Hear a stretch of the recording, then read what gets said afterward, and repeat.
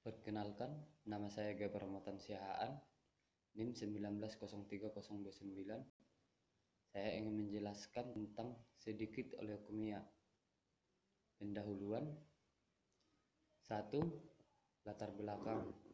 Industri makanan merupakan industri tertua di dunia yang selalu mendapatkan tempat khusus bagi para konsumen di bagian manapun di seluruh dunia.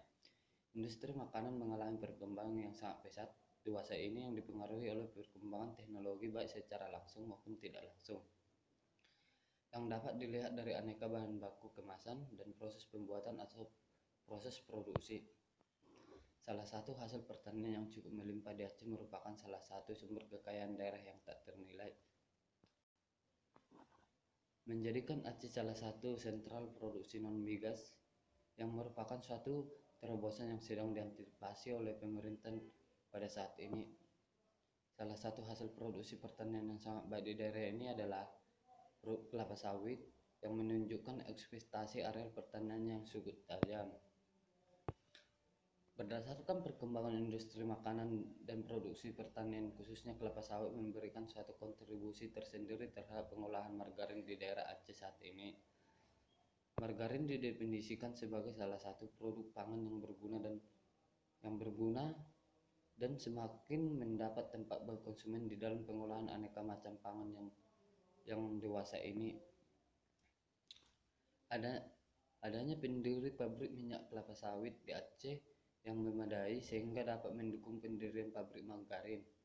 Dengan kondisi pengembangan pabrik minyak kelapa sawit yang pesat di Aceh saat ini, maka penulis mencoba melakukan suatu perencanaan pembuatan pabrik margarin. Di dalam tugas perencanaan pembuatan pabrik margarin ini telah ditinjau oleh penulis, maka layak untuk dilaksanakan berdasarkan pertimbangan berikut. 1. Bahan baku yang tersedia dalam jumlah cukup besar. 2. Meningkatkan nilai tambah hasil pertanian. 3. Ikut menyerap tenaga kerja lokal. 4. Prospek pemasaran yang sangat mendukung. Bab 2. Tinjauan pustaka. Menurut sejarah kelapa sawit berasal dari Afrika, namun pendapat lain mengatakan bahwa kelapa sawit berasal dari Amerika Latin atau Amerika Selatan. Sebagian kelapa sawit yang ada di Indonesia merupakan keturunan dari Bourbon atau Mauritius atau Amsterdam yang dikirim ke kebun raya Bogor pada tahun 1848. Pembenihan selanjutnya dilakukan di Deli atau Sumut. Dari sini populasi kelapa sawit mulai terbesar di seluruh wilayah Indonesia. Kelapa sawit memiliki banyak jenis berdasarkan ketebalan cangkangnya. Ketebalan cangkangnya kelapa sawit dibagi menjadi Dura, Vinifera, dan Tenera. Dura merupakan sawit yang buahnya memiliki cangkang tebal sehingga dianggap memperpendek umum mesin pengolahan, namun biasanya tandan buahnya besar-besar dan kandungan minyak pertandannya berkisar 18%. Vinifera buahnya tidak memiliki cangkang, namun bunga induk Dura dan Vinifera. Jenis ini dianggap bibit unggul sebab melengkapi masing-masing induk dengan sifat cangkang buah tipis, namun bunga betinanya tetap fertil. Beberapa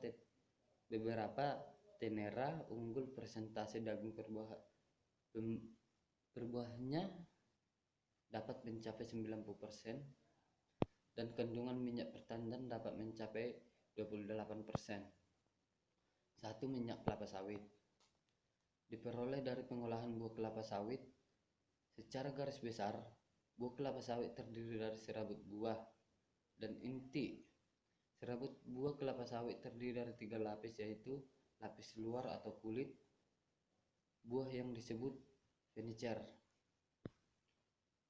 lapisan sebelah dalam disebut messenger atau full, dan lapisan paling dalam disebut endochar. Inti kelapa sawit terdiri dari lapisan kulit biji atau testa, endosper, dan embrio. Messenger mengandung kadar minyak rata-rata 56%. Inti atau kernel mengandung minyak sebesar 44%, dan endochar tidak mengandung minyak. Minyak kelapa sawit seperti umumnya Minyak nabati lainnya adalah merupakan senyawa yang tidak larut dalam air. Buah kelapa sawit menghasilkan dua jenis minyak. Minyak yang berasal dari buah atau mencecer berwarna merah, jenis minyak ini dikenal dengan CPO. Sedangkan minyak kedua berasal dari inti minyak kelapa sawit, tidak berwarna, dikenal sebagai minyak inti. Minyak inti kelapa sawit atau palm kernel oil atau PKO. Di samping minyak buah kelapa sawit juga menghasilkan bahan padatan yang berupa sabut, cangkang atau tempurung, dan buah kosong kelapa sawit. Bahan padatan ini dapat dimanfaatkan untuk sumber energi, pupuk, makanan ternak, dan bahan untuk industri. 2. Kegunaan produk minyak kelapa sawit. Produk minyak kelapa sawit sebagai bahan makanan mempunyai dua aspek kualitas. Aspek pertama berhubungan dengan kadar asam lemak, kelembaban, dan kadar kotoran. Aspek kedua berhubungan dengan rasa, aroma, dan kejernihan serta kekuningan produk. Kelapa sawit bermutu prima, mengandung asam lemak tidak lebih dari 2% pada saat pengapalan. Kualitas standar minyak kelapa sawit mengandung tidak lebih dari 5% FFA setelah pengolahan. Kelapa sawit bermutu menghasilkan rendemen minyak 22,1% sampai 22,2% atau tertinggi, dan kadar asam lemak bekas 1,7% sampai 2,1% atau terendah. Ciri-ciri produk dari kelapa biasanya diperdagangkan adalah minyak kelapa sawit atau COP. COP mengandung FFA 5% dan banyak provitamin E atau 800 sampai 900 ppm. Titik lunak antara 33 sampai 34 derajat Celcius. Minyak inti sawit atau PKO. Minyak inti sawit yang berupa minyak putih kekuningan diperoleh oleh ekstraksi inti kelapa sawit dengan kandungan asam lemak bebas 5%, kadar FFA-nya lebih kurang 5%, dan kandungan minyaknya lebih kurang 50%. Inti kelapa sawit atau palm kernel atau VK, kadar FFA-nya kurang lebih 5% dan kandungan minyaknya kurang lebih 50%. Bungkil inti kelapa sawit atau palm kernel check atau VKC adalah daging inti kelapa sawit yang telah diambil minyaknya dengan proses peremasan mekanik atau proses ekstasi dengan pelarut tertentu. Kadar minyaknya kurang lebih 2%.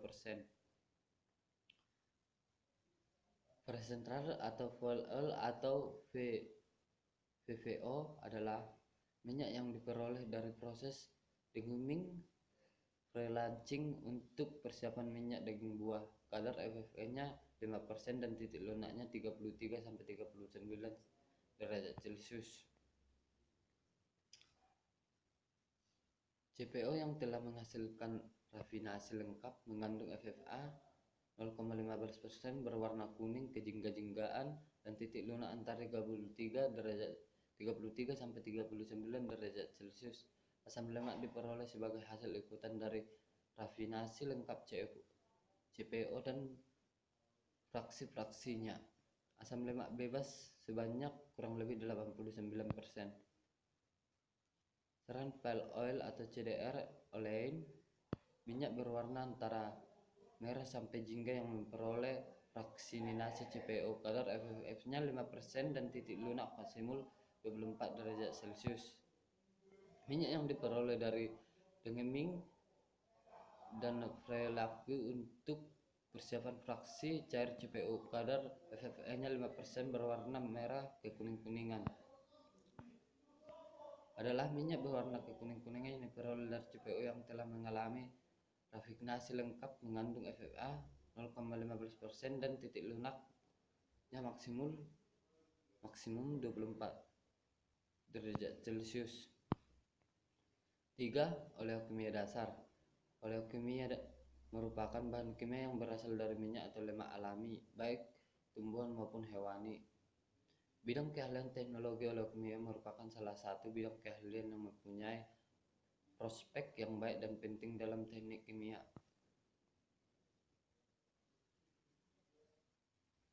Pada saat ini dan pada waktu yang akan datang, produk oleokimia diperkirakan akan semakin banyak berperan menggantikan produk-produk turunan minyak bumi atau petrokimia. Pemerintahan akan produk oleokimia semakin meningkat. Hal ini dapat memaklumi karena produk oleokimia mempunyai beberapa keunggulan dibandingkan produk petrokimia, seperti harga sumber yang dapat diperbaharui dan produk yang ramah lingkungan. Pada saat ini industri oleokimia masih berbasis kepada minyak atau trigliserida sebagai bahan bakunya. Dalam dunia perdagangan dikenal dua jenis oleokimia, yaitu oleokimia alami atau natural dan oleokimia buatan atau sintesis. Oleokimia alami diperoleh dari bahan baku berupa minyak nabati dan lemak hewan yang bersifat biodegradable. Sedangkan oleokimia buatan diperoleh minyak bumi atau petrokimia seperti propilen dan ethylene yang berasal dari non biodegradable. Berdasarkan proses pembuatannya, oleokimia digolongkan menjadi dua kelompok, yaitu oleokimia dasar dan oleokimia turunan. Oleokimia dasar terdiri dari asam lemak atau gliserin, metil ester, asam lemak beralkohol, dan lain-lain. 4. Manfaat minyak kelapa sawit di bidang industri. Minyak kelapa sawit mengandung komponen yang tidak tersambungkan dan tidak tersambungkan. Kandungan bahan tidak tersambungkan sangat kecil, yakni kurang lebih 2%. Komponen tidak tersambungkan terbentuk dari gliserin, kation, tocopherol, dan trienol. Komposisi asam lemak kelapa sawit adalah asam mirsat 0,6 sampai 1,7%, asam pelaminat 41,1 sampai 47,0%, asam stearat 3,7 sampai 55,6%,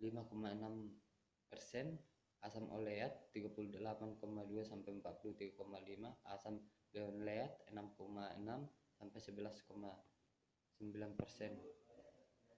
Minyak kelapa sawit tidak hanya bermanfaat bagi hewan, tetapi juga berbagai bahan penolong dalam berbagai industri seperti industri baja. Penggunaan minyak kelapa sawit dalam industri baja terutama fungsi sebagai bahan pelumas pada alat-alat industri baja, industri kulit dan tekstil. Penggunaan minyak kelapa sawit juga berfungsi sebagai bahan pelumas pada alat-alat industri kulit tekstil, industri perkembangan. Pada industri pertambangan, minyak kelapa sawit digunakan sebagai pengapung untuk memisahkan biji-biji tembaga dari unsur-unsur yang dibutuhkan. Penggunaan minyak kelapa sawit lainnya yang tidak sebagai bahan makanan adalah sebagai bahan baku sabun, bahan baku margarin, bahan baku deterjen, bahan baku pemecah emulsi, dan industri minyak bumi dan lain-lain. Bab 3. Pemilihan uraian atau proses. Bahan baku, sifat-sifat komposisi dan bahan baku produk. Sifat-sifat dan komposisi bahan baku. Sifat-sifat dan dari bahan minyak kelapa sawit mempunyai standar mutu tinggi atau special frame rate atau SPBI, ditentukan berdasarkan sifat fisika dan kimia. Sifat fisiknya terdiri atas warna minyak yang ditentukan oleh pigmen yang masih tersisa setelah proses penceratan karena asam-asam lemak gliserida dan tidak berwarna. Warna oranye atau kuning disebabkan adanya pigmen karotene yang larut dalam minyak.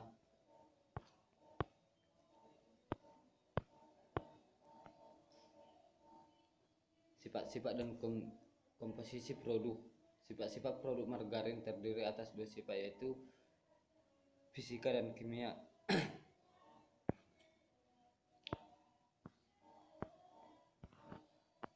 Secara umum, proses pembuatan margarin meliputi proses hidrogenasi untuk mengubah bentuk minyak cair ke bentuk padat plastis.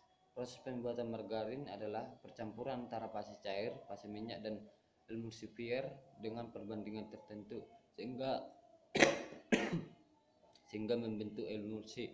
Secara umum, tahap pengerjaan dalam pembuatan margarin adalah seleksi pemisahan lemak yang digunakan atau pasteurisasi, inokulasi susu dan mikroorganisme. Jenis proses. Pada proses pembuatan margarin dapat dilakukan dengan beberapa cara. Dengan mempertimbangkan beberapa alasan, maka dapat dilakukan pemilihan proses yang sesuai. 1. Proses hidrogenasi.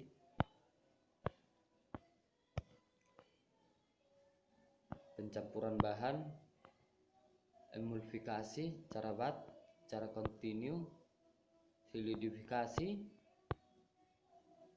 3. Uraian proses. Penentuan proses yang dipakai pada perencanaan pabrik margarin dengan kapasitas yang direncanakan sebesar 50 ton per jam berdasarkan keunggulan dan kerugian pada proses-proses yang telah diterapkan di atas, maka jalan proses sebagai berikut: proses hidrogenasi, faksi kristalisasi, proses emulsifikasi, proses solidifikasi. Bab 5. Spesifikasi peralatan. Alat-alat yang digunakan pada pabrik margarin ini baik sebagai alat proses maupun sebagai alat utilitas direncanakan sesuai dengan ukuran dan kapasitasnya. Ukuran peralatan dan kapasitas kebutuhan suatu pabrik diperhitungkan terlebih dahulu. Pemberian kode dan masing-masing peralatan disesuaikan dengan nama alat, fungsi, dan urutan masing-masing.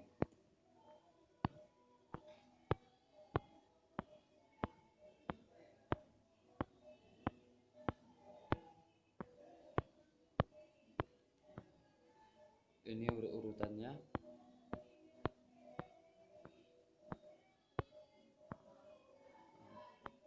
Bab 6. Permasalahan. Kristalisasi adalah proses pembentukan bahan padat dari pengendapan larutan atau mel atau campuran leleh, atau lebih jarang pengendapan langsung dari gas. Kristalisasi juga merupakan teknik pemisahan kimia antara bahan baku padat cair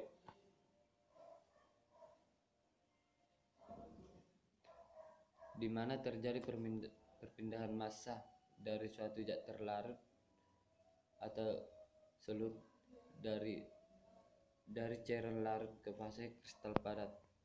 Kristalisasi adalah proses pembentukan kristal dari satu larutan induk yang homogen. Proses ini adalah salah satu teknik pemisahan padat cair yang sangat penting dalam industri karena dapat menghasilkan kemurnian produk hingga 100%. Kristalisasi itu sendiri merupakan susunan atom yang beraturan dan berulang, yang bentuknya dapat berupa kuping, tegelanon, rombik, aksonal, mononik, teknik, dan bentuk itu nantinya tergantung dari proses dan stream atau pemurnian yang dilakukan, dan juga spesifikasi produk yang diharapkan di pasar.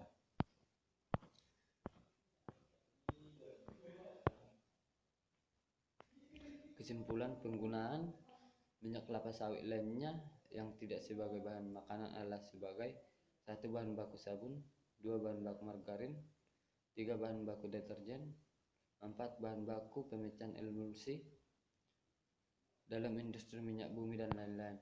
Oleokimia merupakan bahan kimia yang berasal dari minyak atau lemak alami, baik tumbuhan maupun hewani. Secara umum, proses pembuatan margarin meliputi proses hidrogenasi untuk mengubah bentuk minyak cair ke bentuk padat plastis.